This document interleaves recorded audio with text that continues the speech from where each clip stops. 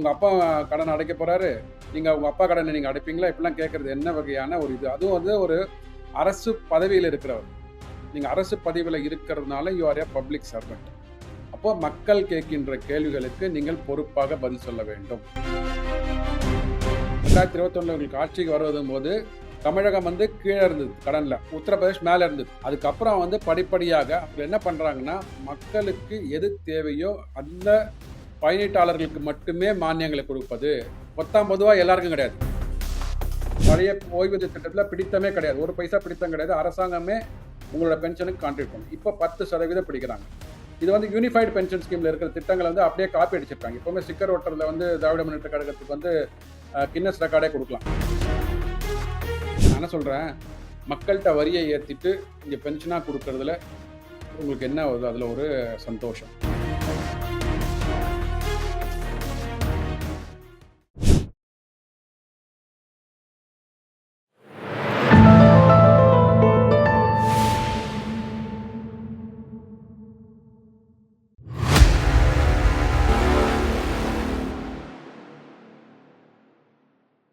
தாமரை TV நேயர்களுக்கு அன்பான வணக்கம். இன்று நமது நேர்காணலில் சிறப்பு விருந்தினர் அரசியல் விமர்சகர் சி.ஏ.வி. சுப்பிரமணியம் அவர்கள் நம்மோடு இருந்திருக்கிறார். சார் வணக்கம் சார். வணக்கம், வணக்கம் தமிழ். சார், இன்னைக்கு தமிழக அரசு கடன் வாங்கினா உங்களுக்கு என்ன வந்துச்சு? உங்களோட சட்டையை பிடிச்சு கேள்வி கேட்கிறாங்களா? அப்படின்னு சொல்லிட்டு ஜெய ஜெயரஞ்சன் அவர்கள் வந்து ஒரு கேள்வி வச்சிருக்காரு. அதுல அவரோட திமிரு தெனாவெட்டெல்லாம் வந்து இவ்வளவு வந்து திமிரா வந்து கேட்கக்கூடாது, இவ்வளவு திமிரா பேசக்கூடாது, நீங்க என்ன ஓட்டு போடுறதுக்கு மட்டும்தானா வரீங்க அப்படிங்கிற மாதிரி மக்களை அலட்சியப்படுத்தும் விதமாக அவருடைய பதில் இருந்ததாக இன்னைக்கு அனைத்து பத்திரிகையாளர்களுமே வந்து கொந்தளிப்புல, அனைத்து எக்கனாமிக் உங்களை போன்ற எக்கனாமிக் நிபுணர்கள் எல்லாருமே வந்து கோவத்துல வந்து கேள்வி எழுப்பிட்டு இருக்காங்க. அவருடைய பதிலும் மக்களுடைய கேள்வியையும் நீங்க எப்படி பாக்குறீங்க? எனக்கு வருத்தம் வந்து ஜெயரஞ்சன் மேல இல்ல. மன்னிக்கணும் இத சொல்றதுக்கு. உங்கள மாரியான ஊடகவியலாளர்கள், பத்திரிகை நண்பர்கள், பத்திரிகை துறையில இருக்கிறவங்க, அவர் மேல ஒரு போர்க்கொடிய எழுப்பியிருக்கணும். அதாவது எதிர்த்தாப்புல இருக்கிறவங்க வந்து ஒரு சின்ன பெண். இப்பதான் வந்து ஐ திங்க் வளர்ந்து வருகின்ற ஒரு பத்திரிகையாளர். நீங்க வந்து வயதில் முதியவர். எனக்கு தெரிஞ்சு அந்த வயதுக்கு அளவிற்கு உங்களுக்கு வந்து ஒரு ஞானம் இருக்குமா? இருக்குமான்னு தெரியல எனக்கு. ஏன்னா நீங்க அளித்த பதிலை பார்த்தால் அப்படி இல்ல. ஒருத்தர் கேள்வி கேட்குறாங்கன்னா, நீங்க அதுக்கு எதிர்கேள்வியா கேட்பீங்க. மடக்கியா பேசுவீங்க நீங்க. அது விவாதமா நடத்துறாங்க. விவாதத்துல நீங்க அப்படி கேட்கலாம். விவாதத்திலே நம்ம அப்படி கேட்கக்கூடாதுன்னு சொல்லுவோம். ஏன்னா நெறியாளர் என்பவர் ஒரு நடுத்தரமாக வந்து 2 பக்கம் உள்ள கேள்விகளுக்கு உண்டான பதிலை வாங்கி, இன்னொருத்தர்ட்ட சொல்லுவாங்க. கவுண்டர் பண்ணுவாங்க. அப்படிதான். அந்த பெண்மணி வந்து ஒரு கேள்வி கேட்குறாங்க உங்கள்ட்ட. அவங்க அந்த கேள்வியின் பதில் மூலமாக மக்களுக்கு தெரிவிக்கிறாங்க அவங்க. அவங்களுக்கு எனக்கு தெரிஞ்சு இடன் அஜெண்டா எதுவும் இருக்கிற மாரி தெரியல. அப்படிப்பட்ட ஒரு பத்திரிகையாளரை வந்து நீங்க, ஆ உங்க அப்பா கடன் அடைக்க போறாரு. நீங்க உங்க அப்பா கடனை நீங்க அடைப்பீங்களா? இப்படிலாம் கேட்கறது என்ன வகையான ஒரு இது? அதுவும் வந்து ஒரு அரசு பதவியில இருக்கிறவர். நீங்க அரசு பதவியில இருக்கிறதுனால you are a public servant. அப்போ மக்கள் கேட்கின்ற கேள்விகளுக்கு நீங்கள் பொறுப்பாக பதில் சொல்ல வேண்டும். மக்களுக்காக கேள்வி கேட்கின்ற பத்திரிகையாளர்ட்ட வந்து இந்த மாதிரியான கேள்விகளுக்கு பதில் தெரியலனா பதில் தெரியலன்னு கடந்து போலாம். அதாவது ஒரு கேள்விக்கு வந்து 2 பதில்கள் இருக்கின்றன. நான் எப்பவுமே சொல்றதுதான். ஒண்ணு அந்த கேள்விக்கு உண்டான உண்மையான பதில். இல்ல அப்படின்னா தெரியவில்லை. தெரியவில்லை என்பதும் பதில் தான் என்ன பொறுத்தவரைக்கும். அப்படி சொல்லாம வந்து இப்படி இந்த இந்த கேள்விய வந்து 2021ல நீங்க கேட்டிருக்க வேண்டியது தானே. அப்போ 2021ல நீங்க என்ன சொல்றீங்க? முன்னாடி உள்ள அதிமுக அரசாங்கம் கஜானாவை காலி பண்ணிவிட்டு கடன்ல வந்து மூழ்க வச்சுட்டு போயிட்டாங்க. அப்ப நீங்க ஏன் கவலைப்பட்டீங்க? நீங்க ஏன் வெள்ளை அறிக்கை குடுத்தீங்க? நீங்க ஏன் தேர்தல் அறிக்கையில வந்து 505 வாக்குறுதிகளுக்கு நிறைவேத்திட்டு நாங்க வந்து கடனையும் அடைச்சுட்டு வரோம்ன்னு சொன்னாங்க. நீங்க எதுக்கு கடனை அடைப்பதற்கு நீங்கள் யார்? உங்க அப்பா வீட்டு பணமா அது? கடன் அடைப்பதற்கு? அரசாங்கத்தோட கடன் தானே. அது அரசாங்கம் அடைச்சுக்கலாம்ல. நீங்க எதுக்கு வந்தீங்க அப்ப அந்த கடன் அடைக்கிறேன்னு சொல்லிட்டு மக்கள்ட்ட வாக்குறுதிகளை குடுத்து? அப்ப தேர்தலுக்கு வாக்குறுதிகள் கொடுப்பது என்பது வேறு. அரசாங்கத்துல வந்து பதவியேற்பதற்காக மக்களை வந்து வாக்கு வங்கிகளாக மாற்றுவதற்கு கொடுப்பதற்கான வாக்குறுதிகள் வேறு. அது முடிந்ததுக்கு அப்புறம் 75 ஆண்டுகள் சுதந்திர இந்தியால தமிழ்நாட்டுல வாங்காத கடன் இந்த 4 1/2 வருஷத்துல வாங்கிட்டீங்க நீங்க. அதானே கேட்கறாங்க அவங்க. எல்லாருக்குமே தெரியுங்க. கடன் வாங்குவது நல்லது. எல்லாருக்குமே தெரியும். இப்ப நீங்களும் வந்து ஒரு அடுத்த கட்டத்துக்கு போகும்போது ஒரு வீடு வாங்கணும், ஒரு வாகனம் வாங்கணும். நானும் வாகனம் வாங்கணும், வீடு வாங்கனா கடன் வாங்கி தான் வாங்குவோம்.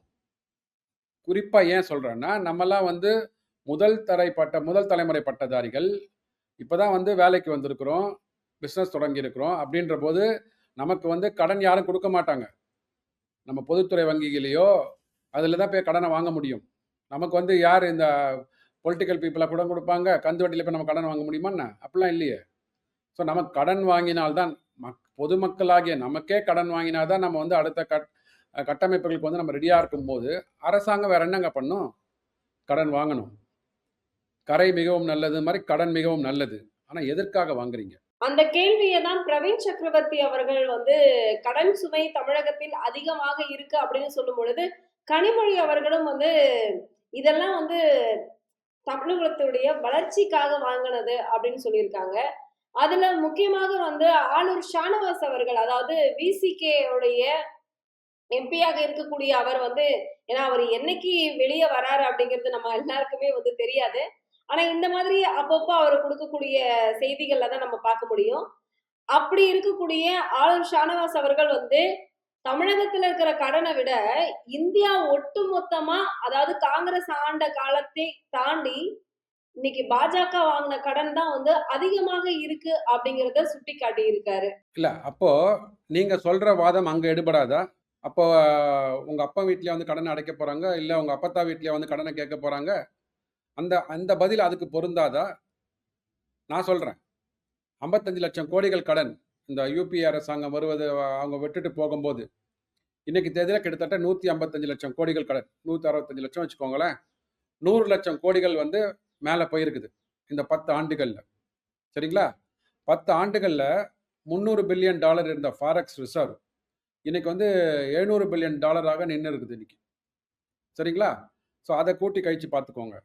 அதுக்கப்புறம் நீங்க ஆண்டபோது இல்லாத ஒரு அசாதாரண சூழ்நிலை 2 ஆண்டுகள் பொருளாதாரம் முடங்கி போச்சு. கொரோனாக்காக ஆத்ம நிர்பர் பாரத்ன்னு சொல்லிட்டு கிட்டத்தட்ட 40 லட்சம் கோடிகள் வந்து ஸ்பெஷல் பேக்கேஜ் கொடுத்தாங்க.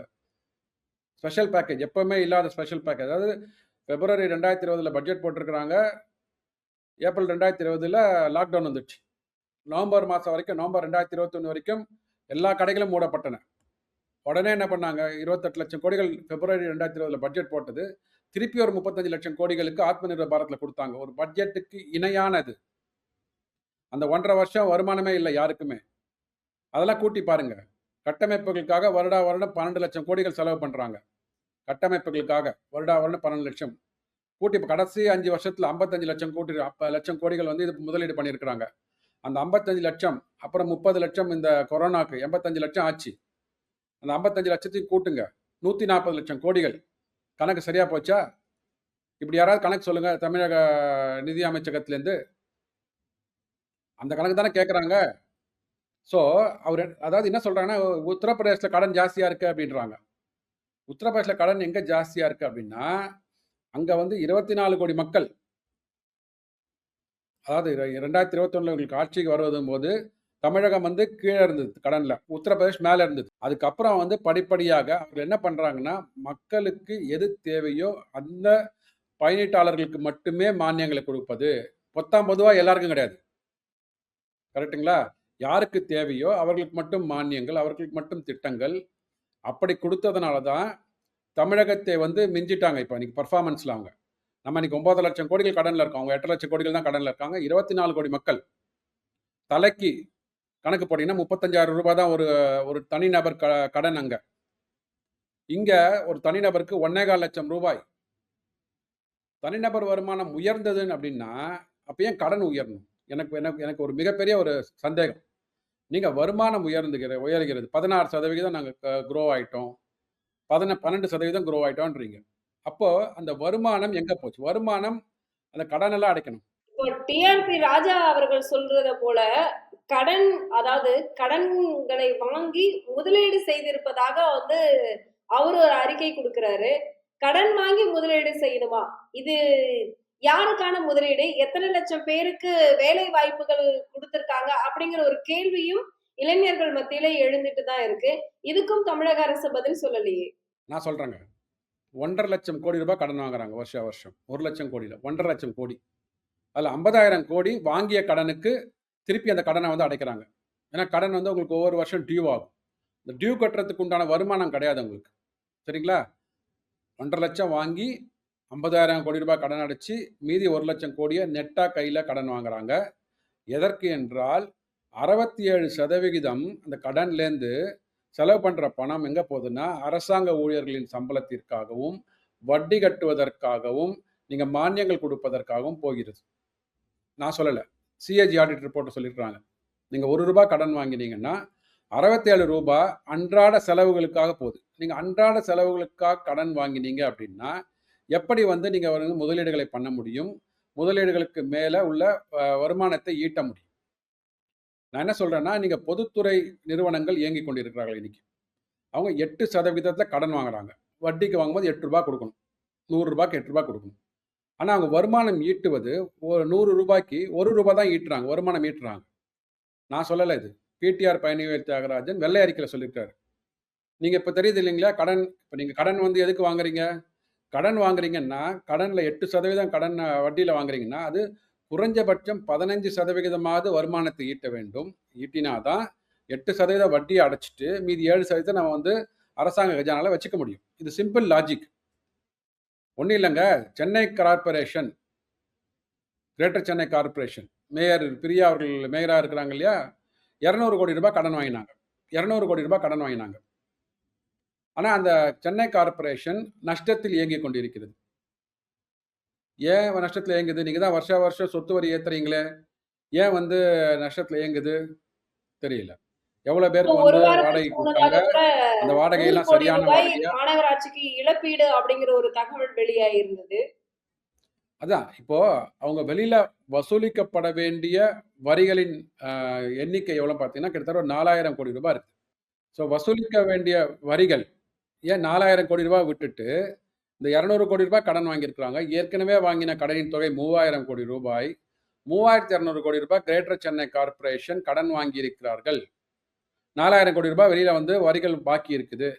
நீங்க இப்போ உங்கள்ட்ட ஒருத்தர் பணம் கொடுக்கணுங்க, 10,000 ரூபாய் பணம் கொடுக்கணுங்க ஒரு நண்பர். அவர்கிட்ட நீங்க வாங்குவீங்களா? இல்ல எனக்கு வேணாம் 10,000 ரூபாய் நீ வச்சுக்கோ, நான் 20,000 ரூபாய் வெளியில போய் கடன் வாங்கினேன் கடன் வாங்குவீங்களா? சாதாரண குடும்பத்தை நடத்துறவங்களுக்கு தெரியும். முதல்ல நம்மள்ட்ட யாரெல்லாம் நமக்கு பணம் கொடுக்கணுமோ அவங்கள்ட்ட பணத்தை வசூலிப்போம். அதுக்கப்புறம் நம்ம வந்து வெளியில போய் கடன் வாங்குவோம். 4,000 கோடி ரூபாய் வரிகள் பாக்கி அப்படின்ற போது 3,200 கோடி ரூபாய் எப்படி நீங்க கடன் வாங்குவீங்க? இதை மாதிரி ஒவ்வொரு துறை நிறுவனங்களையும் பொதுத்துறை நிறுவனங்களையும் லாபம் ஈட்ட முடியாமல் துறை நிறுவனங்கள் வந்து நஷ்டத்தில் இயங்கிக் கொண்டிருக்கின்றன. அதனால தான் வருகின்ற வரி வருமானம் எங்கே காணாமல் போகுதுன்னு தெரிய மாட்டேங்குது. அதுதான் பிரச்சனையே இங்கே. அதுதான் கேட்குறாங்க அவங்க. ஸோ நீங்கள் வந்து இவர் கேட்குறாரு இல்லைங்களா, உங்கள் அப்பனா வந்து அடைக்க போகிறார், எங்கள் அப்பன் தான் வந்து அடைக்க போகிறார், நீங்கள் தான் அடைக்க போகிறீங்க, நான் தான் அடைக்க போகிறேன்.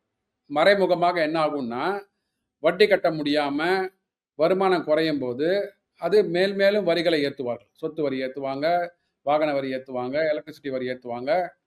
ஸோ வரிகள் மூலமாக இன்னும் மிக மிக அதிகப்பட்ட வருமானத்தை வந்து ஈட்டி அதன் மூலமாக தான் கடன்கள் அடைக்கப்படும். பட் அந்த அளவுக்கு வந்து இவங்களுக்கு வந்து கடன் வாங்குவதற்கான திறன் இருக்கிறதா தெரியல. திறன் என்பது ஒவ்வொரு பேராமீட்டர்ஸ் வச்சிருக்கிறாங்க. ரிசர்வ் பேங்க் ஆஃப் இந்தியா இருக்கட்டும், இல்லை வந்து ஃபினான்ஸ் கமிஷனாக இருக்கட்டும், ஒவ்வொரு காரணிகளின் அடிப்படையில் தான் அரசாங்கங்கள் கடன் வாங்க முடியும். முதலமைச்சர் ஒரு ட்வீட் போட்டிருக்கிறாரு, இங்க நிதி நிர்வாகம் நன்றாக இருக்கிறது, அதனால தான் நாங்கள் கடன் வாங்குறோம் அப்படின்றாரு. நிதி நிர்வாகம் நல்லா இல்லாததுனால தான் மெட்ரோ ஃபேஸ் 2 திட்டத்திற்கு உங்களால் கடன் வாங்க முடியவில்லை. ஸ்டேட் ஸ்பான்சர்டு ஸ்கீமாக இருந்த மெட்ரோ ஃபேஸ் 2 திட்டத்தை ஏன் சென்ட்ரலி ஸ்பான்சர்ட் ஸ்கீமாக மாற்றினீங்க? Metro phase 2 Chennai metro phase 2. ஏன்னா உங்களுக்கு வந்து 3.5% மேலே நீங்கள் கடன் வாங்க முடியாது வருஷத்துக்கு. உங்கள் வருஷ வருமானம் எவ்வளவோ அதில் 3% மேலே வாங்க முடியாது. நம்ம 3.26க்கு மேலே நம்ம வந்து அந்த வருஷம் நமக்கு துண்டு விழுந்தது பட்ஜெட்டில் 3.26% மேலே கடன் வாங்க முடியவில்லை. அதனால தான் நீங்கள் எங்களுக்கு கடன் வாங்கி கொடுங்க அப்படின்னு சொல்லிட்டு மத்திய அரசாங்கத்தை கேட்டுக்கொண்டதுனால தான், மத்திய அரசாங்கம் உத்தரவாதம் கொடுத்ததுனால தான் 5 வருடங்களுக்கு அந்த உத்தரவாதம் செல்லுபடியாகும். மெட்ரோ ஃபேஸ் 2 திட்டம் என்னைக்கு வந்து 5 ஆண்டுகள் முடிந்து அப்போ லாபத்தில் இயங்க ஆரம்பிக்கணும். அது வரைக்கும் நம்ம வாங்கிய கடன், தமிழக அரசாங்கம் வாங்கிய கடன் தமிழக அரசாங்கத்தின் தலையில் கட்டப்படாது. தமிழக அரசாங்கத்தில் உள்ள மக்களின் தலையில் கட்டப்படாது. அது மத்திய அரசாங்கத்தின் தலையில் தான் கட்டப்படும். அதனால தான் மெட்ரோ ஃபேஸ் 2 திட்டம் நம்மளால் வந்து செயல்படுத்த முடிந்தது. இதை வந்து ஆணித்தரமாக அனைவரும் வந்து பொருளாதாரம் பேசுகிறவங்களும் சரி, அரசியல் பேசுகிறவங்களும் சரி, இதை எடுத்து பேச வேண்டும். நீங்கள் நிதி நிர்வாகம் சரியாக இருக்கிறதுனால உங்களுக்கு வந்து கடன் யாரும் கொடுப்பதில்லை. ஆனா இதுல முக்கியமாக எல்லாருக்குமே ஒரு சின்ன சந்தேகம் என்னன்னா சார், இன்னைக்கு அ பழைய ஓய்வூதிய திட்டத்தை அமலுக்கு கொண்டு வந்தது தமிழக அரசு. அப்படிங்கிற ஒரு உற்சாகமான செய்தியை குடுத்திருப்பதாக வந்து அரசு ஊழியர்கள் நினைக்கிறாங்க. ஆனா, இதுல ஒரே ஒரு சின்ன சந்தேகம் எல்லார்கிட்டயுமே எழும்புது. நிதியை தரல மத்திய அரசாங்கம். தமிழ்நாட்டில் வந்து நிதி நிலைமை மோசமாக இருக்கிறது. சுத்தி பார்த்தா எங்க பார்த்தாலும் போராட்டங்களாவே இருக்கிறது. அப்படிங்கிற நிலையில, இன்னைக்கு தேதி அறிவிக்கப்படாமல் ஒரு ஓய்வூதிய திட்டத்தை தமிழக அரசு உத்தரவாத ஓய்வூதிய திட்டம் அப்படின்னு சொல்லிட்டு அதுக்கு ஒரு பெயர் வச்சு இன்னைக்கு குடுத்திருக்காங்க. இது எப்படி கண்டிப்பா இது சரி வருமா? இது இவங்களுடைய திட்டம் அமல்படுத்தப்படுமா? அப்படிங்கிறது வந்து ஒரு சந்தேகத்துக்குரிய ஒரு செயலாக தானே சார் பார்க்கப்படுது. நீங்க இத எப்படி பார்க்குறீங்க? இல்ல அவங்க என்னைக்குமே வந்து ஒரு திட்டத்தை அமுல்படுத்தும்போது, தேதி போட்டிருக்காங்களான்னு கேட்டாங்க அவங்க. 505 வாக்குறுதிகளே இது ஒரு 1வது வாக்குறுதியா இருந்தது இல்லையா? ஒன் ஆஃப் த வாக்குறுதியா இருந்தது இல்லையா? ஓல்டு பென்ஷன் ஸ்கீம் கொண்டு வருவோன்ட்டு. அப்போ ஒரு அமைச்சர் கேட்கிறாரு, "நாங்க தேதியா போட்டு குடுத்தோம்ன்னு" கேட்கிறாரு. ஏற்கனவே பதில் சொல்லிட்டாங்க உங்களுக்கு. நம்ம வந்து கொஞ்சம் மறந்துட்டோம். மக்கள் என்பவர்கள் என்ன கொஞ்சம் நம்ம வந்து மத்த பல விஷயங்கள்ல வந்து நம்மள ஈடுபடுத்திக் கொண்டிருக்கிறதுனால, திமுக அரசாங்கமோ, இல்ல திமுக கட்சியோ என்ன சொல்றாங்கன்னு நம்ம வந்து மறந்துடுறோம் அடிக்கடி. அவங்க முன்னாடியே சொல்லிட்டாங்க. "நாங்க எதுக்குமே தேதி போட்டு குடுக்கலீங்களே! நீங்க எதுக்கு வந்து என்ட்ட கேட்கிறீங்கன்னு" கேட்டாங்க. மாநகராட்சியோட விவகாரத்தில் கூட சேகர் பாபு கூட அந்த விஷயத்த சொல்லியிருந்தாரு. நாங்கலாம் எழுதி குடுத்துருக்கோமா? இந்த தேதியில வந்து செயல்படுத்தணும்னு சொல்லியிருக்கோமா? அப்படின்னு அவரு வந்து பப்ளிக்காவே அந்த கேள்விய பதில சொல்லியிருந்தாரு. நான் அதுதான் சொல்றேன். நான் பொது வெளியில வந்தத சொல்றேன். நம்ம வந்து எதுவுமே வந்து மறைத்தோ, இல்ல உள்கருத்து வைத்தோ நம்ம பேசல. பொது வெளியில அமைச்சர்கள் பேசினது, நமக்கு வந்து பிரிண்ட் மீடியால வந்ததும், டிஜிட்டல் மீடியால வந்தத வச்சு தான் நம்ம சொல்றோம். கருத்துக்களை சொல்றோம். இப்போ புது பென்ஷன் ஸ்கீம வந்து ஓல்டு பென்ஷன் ஸ்கீம வந்து கொண்டு வந்திருக்காங்கன்னு சொல்றாங்க இல்லையா? பட் ஓல்டு பென்ஷன் ஸ்கீம்க்கு உண்டான திட்டங்கள் என்னன்னு பார்த்தீங்கன்னா, ஒருத்தர் வந்து எனக்கு வந்து இப்போ ஒரு நண்பர், நீங்க வந்து எல்லாரும் மகிழ்ச்சி அடைகிறாங்கன்னு சொன்னா, திமுக விசுவாசிகள் மகிழ்ச்சி அடைவாங்க. அரசு ஊழியர்கள், அவர்கள் வந்து திமுக விசுவாசிகளா இருக்கிறவங்க தான் வந்து சந்தோஷப்படுற மாரி இன்னைக்கு பிரிண்ட்ல வந்து சொல்லிட்டு இருப்பாங்களே தவிர, எனக்கு ஒரு நண்பர் அனுப்பிச்சார். அந்த அட்டவணைய போட்டு அனுப்பிச்சார். நான் உங்களுக்கு அனுப்புறேன் அத கூட. பழைய ஓய்வூதிய திட்டம் வந்து சம்பள பிடித்தம் 1 பைசா கிடையாது. அதாவது ஊழியர்கள் கையில பிடிக்க மாட்டாங்க. 1 பைசா கூட பிடிக்க மாட்டாங்க. அரசாங்கமே கான்ட்ரிபியூட் பண்ணும். இப்போ 10% பிடித்தம் உண்டு. புரியுதுங்களா? ஸோ போன பழைய ஓய்வூதிய திட்டத்தில பிடித்தமே கிடையாது. 1 பைசா பிடித்தம் கிடையாது. அரசாங்கமே உங்களோட பென்ஷனுக்கு கான்ட்ரிபியூட் பண்ணும். இப்போ 10% பிடிக்கிறாங்க. இது வந்து யூனிஃபைட் பென்ஷன் ஸ்கீம்ல இருக்கிற திட்டங்கள வந்து அப்படியே காப்பி அடிச்சிருக்காங்க. எப்பவுமே ஸ்டிக்கர் ஒட்டுறதுல வந்து திராவிட முன்னேற்ற கழகத்துக்கு வந்து கின்னஸ் ரெக்கார்டே குடுக்கலாம். ரைட்டுங்களா? யூனிஃபைடு பென்ஷன் ஆமா. யூனிஃபைட் பென்ஷன் ஸ்கீம் மத்திய அரசாங்கம் என்ன குடுத்ததோ அத கொண்டு வந்திருக்கிறாங்க இங்க. ஓகே. அத மாரி ஓய்வூதியக்காரர்களுக்கு வந்து கடைசி மாச சம்பளத்தில 50%ல பென்ஷன் வரும்ன்றாங்க. கடைசி மாசம் என்ன வாங்கியிருந்தீங்களோ அதில 50% பென்ஷனா வரும். இப்ப என்ன பண்ணியிருக்காங்கன்னா, கடைசி 12 மாதங்கள் 12 மாதங்கள் ஆவரேஜ் சேலரி எடுத்து, அதுல 50% புரியுதுங்களா? அதுல அவங்களுக்கு சேலரி சப்போஸ் ஒரு 6 மாசத்துக்கு முன்னாடி ஏறி இருந்தது அப்படின்னா, அதனால வந்து கொஞ்சம் குறைய ஆரம்பிக்கும். இப்பதான் வந்து கடைசி மாசம் தான் அதிகமான சம்பளம் வந்தது. அதுக்கு முன்னாடிலாம் கொஞ்சம் குறைஞ்ச சம்பளம் வந்ததுன்னா, ஆவரேஜ் பண்ணும்போது குறையும். அத மாரி பார்த்தீங்கன்னா, அரசாங்கத்தின் பங்களிப்பு 18% அப்படின்றாங்க. முன்னாடி வந்து அரசாங்கத்தின் பங்களிப்பு வந்து 100% அவங்களே தான் பண்ணுவாங்க அப்படின்னாங்க. இப்போ அரசாங்க ஊழியர்கள் 10%, அரசு 18%. ஸோ கேப் பண்ணிட்டாங்க. 28% கான்ட்ரிபியூட் பண்ண போறாங்க. அதுல 10% ஊழியர்கள், 18% அரசாங்கம். அத மாரி பணிக்கொடை, கிராஜுவிட்டி வந்து பரிந்துரை செய்யப்பட்டிருக்கிறது. ரூ. 20,00,000 வரைக்கும் இருந்திருக்குது கிராஜுவிட்டி. யாராவது வந்து பணியில் இருக்கும்போது இறந்து போனார்களோ, இல்ல பணியிலேருந்து இது விடுப்பு போறாங்களோ, இல்ல ரிட்டயர்மென்ட் ஆகி போறாங்கன்னா, ரூ. 20,00,000 மத்திய அரசாங்கத்திலிருந்து இப்ப 25,00,000ன்னு வச்சிருக்காங்க. குடும்ப ஓய்வூதியம் 100% உண்டு. அதுக்கு லிமிட்டே கிடையாது. ஓகே. இப்ப குடும்ப ஓய்வூதியம் வந்து 60%. நிதிச்சுமை ஊழியர்கள் மேல இருக்குது. இங்க வந்து அரசாங்கம் தான் ஃபுல்லா ஓல்டு பென்ஷன் ஸ்கீம்ல. அதாவது என்ன பண்ணியிருக்காங்கன்னா, இந்த வந்து ஆட்ட தூக்கி குட்டியில, குட்டியில தூக்க ஆட்டைய போட்டு ஏதோ ஒண்ணு என்னோட கேள்வி என்னன்னா, இப்போ இந்த திட்டத்தை கொண்டு வருவதற்கான முகாந்தரம் என்ன? அடிப்படை முகாந்தரங்கள் என்ன? 2021க்கும் இன்னைக்கும் வந்து ஏதாவது மாறி இருக்குதா? 2021க்கு முன்னாடி நீங்க எதிர்க்கட்சி தலைவரா இருக்கும்போது, அப்போ ஜாக்டோ ஜியோல போயிட்டு நாங்க ஆட்சிக்கு வந்தா குடுப்போம்ன்னு சொன்னீங்க. ஆட்சிக்கு வந்து 4 1/4 வருஷம். அப்போது இன்னும் 3, 4 மாசம் தான் இருக்குது. அரசு வீட்டுக்கு போறதுக்கு. அப்போ நீங்க இத கொண்டு வரீங்க அப்டின்னா, அப்போ வாக்குகளை வாங்குவதற்காக அப்படின்னு சொல்றதுல வந்து என்ன தப்பு இருக்க போகுது? இதற்கு வந்து தேதி போட்டு குடுக்கல. சரிங்களா? இதுக்கு என்ன சொல்றாங்கன்னா, ஒரு 13,000 கோடி ரூபாய் செலவாகுன்றாங்க. 11,000த்துல 15,000 கோடி ரூபாய் வச்சுக்கோங்களேன்.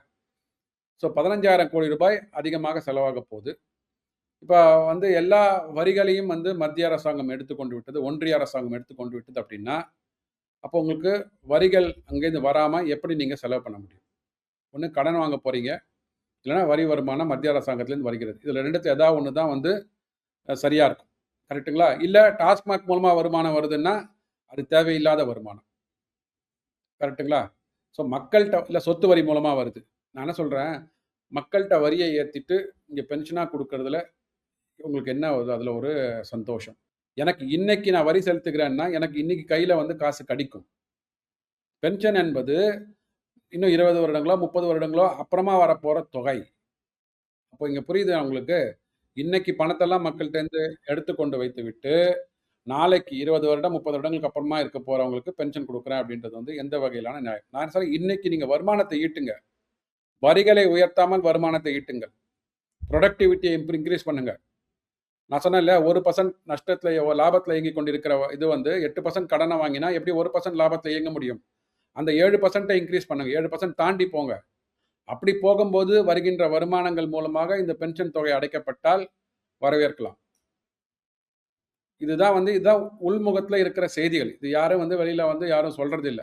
சும்மா வந்து அரசியலுக்காக மேனாமினுக்கா பேசிட்டு போயிடுறாங்க எல்லாரும்.